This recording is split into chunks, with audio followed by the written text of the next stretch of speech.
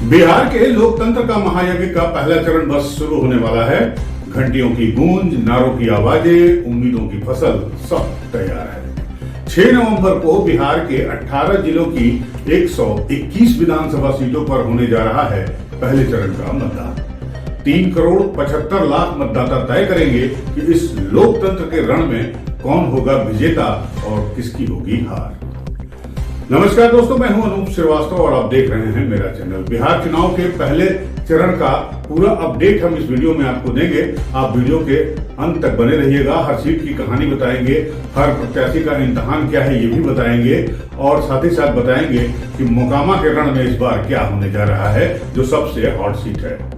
तो दोस्तों, बिहार का ये पहला चरण का चुनाव का मतदान सुबह 7 बजे शुरू होकर शाम 5 बजे तक उन इलाकों में खत्म हो जाएगा जहां नक्सल से प्रभावित जो बूथ हैं या फिर सेंसिटिव या वेरी सेंसिटिव बूथ हैं। आपको बता दें कि पहले चरण के मतदान में 18 जिले हैं, जिसमें पटना, नालंदा, लखीसराय, जहानाबाद, नवादा, गया, औरंगाबाद, कैमूर, बक्सर, भोजपुर, भागलपुर, मुंगेर, बांका, समस्तीपुर, वैशाली, दरभंगा, सारण और बेगूसराय। इन सभी में कुल 121 सीटों पर वोटिंग होगी और इस चरण में मतदाताओं की संख्या जो है वो 3 करोड़ 75 लाख 13 हजार और 302 है, जिसमें पुरुष मतदाता 1 करोड़ 98 लाख 35 हजार और 325 है। महिला मतदाताओं की संख्या 1 करोड़ 76 लाख 77 हजार 219 और थर्ड जेंडर के मतदाता भी इसमें शामिल है।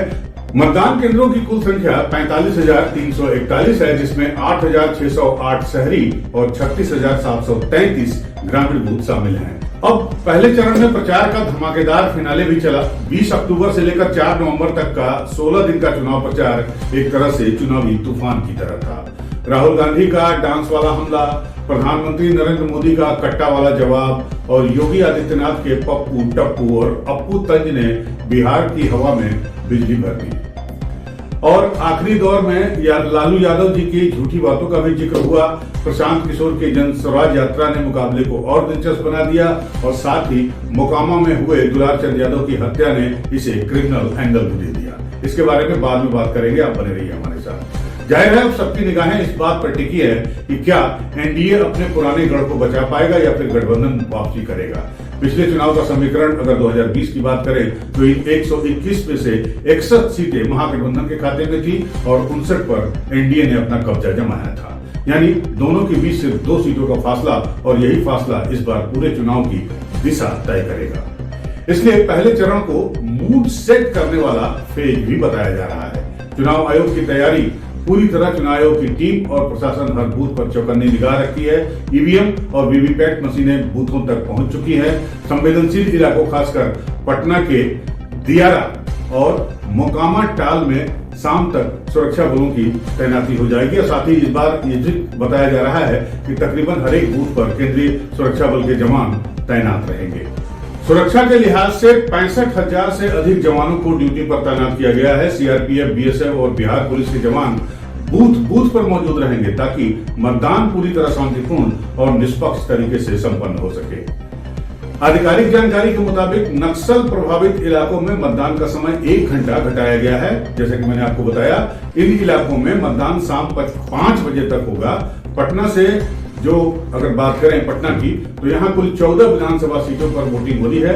मोकामा, बाढ़, बख्तियारपुर, दिग्गा, बांकीपुर, कुमारपट्टी, पटना सिटी, फतुहा, दानापुर, मनेर, फुलवारी शरीफ, मसौड़ी, पालीगंज और बिक्रम। यानी पटना जिला इस बार 14 चेहरों का भाग्य तय करेगा। आपको मालूम है कि चुनाव प्रचार जो पहले चरण का था वो 4 नवंबर की शाम 5 बजे थम गया। प्रत्याशी घर घर जाकर लोगों से वोट मांग रहे हैं, भीख मांग रहे हैं, उनसे संपर्क कर रहे हैं और अपील कर रहे हैं कि भाई उन्हें एक मौका और दिया जाए। उधर पटना में वीवीपैट मशीनों का अंतिम परीक्षण और पोलिंग पार्टियों का प्रशिक्षण पूरा हो चुका है। उन्हें रवाना किया जा रहा है या कर दिया गया है। चुनाव पर्यवेक्षण के लिए आपको बता दें कि इस बार 7 विदेशी देशों के 14 अंतर्राष्ट्रीय पर्यवेक्षक भी पटना पहुंचे हैं। फ्रांस, दक्षिण अफ्रीका और नेपाल सहित कई देशों से आए ये प्रतिनिधि पूरे मतदान प्रक्रिया को देखेंगे। यानी इस बार बिहार का लोकतंत्र सिर्फ भारत में नहीं बल्कि दुनिया की नजरों में भी चर्चा का विषय बना हुआ है। चर्चा में रहने वाली सीटें क्या है, अब उस पर आते हैं। पहले चरण की उन सीटों पर जहां मुकाबला सबसे दिलचस्प है।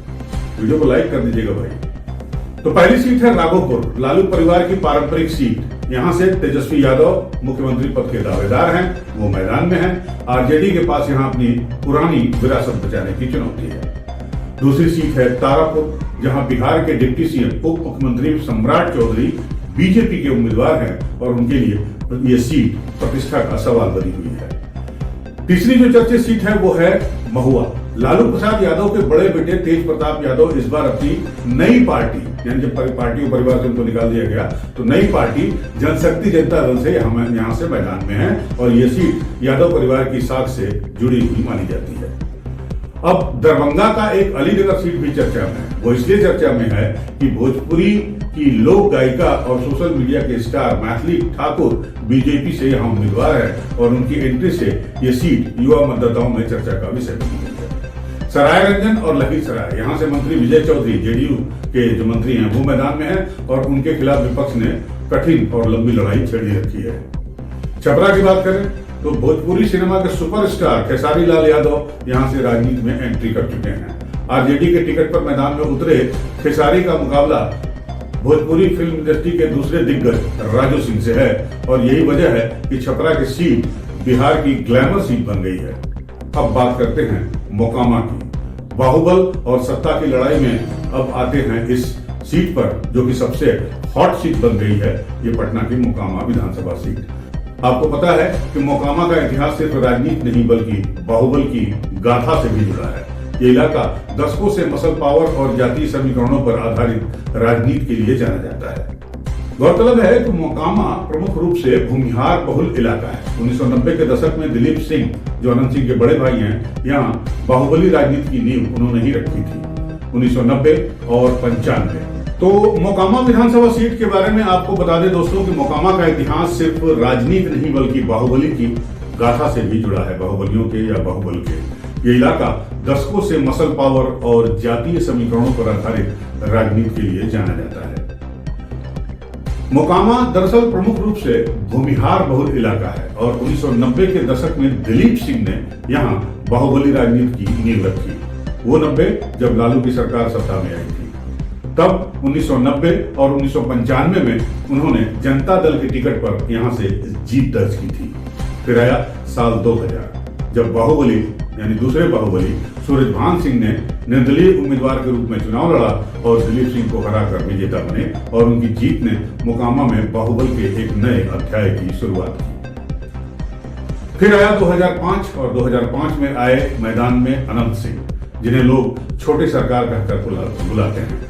उन्होंने सूरजभान के वर्चस्व को चुनौती दी और पहली बार जेडीयू के टिकट पर उन्होंने वहां से जीत हासिल की और तब से लेकर अब तक इसके बाद लगातार अनंत सिंह 5 बार सीट पर कब्जा, इस सीट पर यानी मोकामा की सीट पर कब्जा बनाए रखा, चाहे वो निर्दलीय लड़े हों, जेडीयू से लड़े हों या फिर आरजेडी से। लेकिन 2022 में जब अदालत ने उन्हें अयोग्य ठहराया, यानी उनकी सदस्यता चली गई, तब उनकी पत्नी नीलम देवी आरजेडी के टिकट पर इस उपचुनाव यानी 2022 के उपचुनाव में जीत हासिल की। लेकिन 2025 में फिर वही पुराना मुकाबला एक बार फिर से लौट आया है। एक बार बाहुबली अनंत सिंह इस बार जेडीयू के टिकट से मैदान में है, एक बार फिर से, जहां से वो पहली बार विधायक बने थे जेडीयू के टिकट पर, और दूसरी ओर सूरजभान सिंह की पत्नी बीना देवी जो है वो उनके मुकाबले खड़ी है। ये लड़ाई सिर्फ मोकामा की नहीं बल्कि दो बाहुबलियों के दशकों पुराने वर्चस्व की भी है। जाहिर है यहाँ विचारधाराएं नहीं बल्कि व्यक्तिगत प्रतिद्वंदिता ज्यादा मजबूत हैं। तो दोस्तों ये थी इस वीडियो में जो पहले चरण का मतदान हो रहा है उसके बारे में छोटी सी जानकारी, संक्षिप्त जानकारी। अगर आपको ये वीडियो अच्छा लगा हो तो हमारे चैनल को लाइक और सब्सक्राइब करना बिल्कुल मत भूलिएगा। मिलते हैं आपसे अगले वीडियो में, तब तक के लिए नमस्कार।